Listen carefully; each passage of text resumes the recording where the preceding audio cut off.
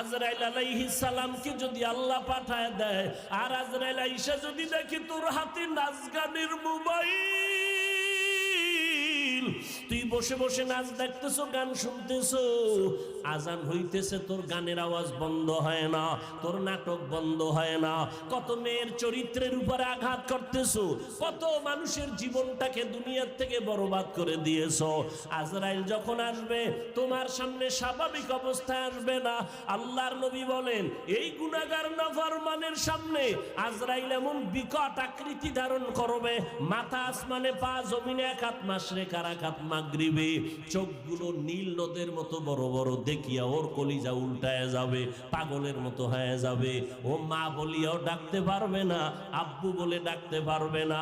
আজরাইল আইসা রুহুটা যখন ধরার জন্য শরীরের উপরে কদম রাখবে, রুহুটা শরীরের জোড়ায় জোড়ায় জোড়ায়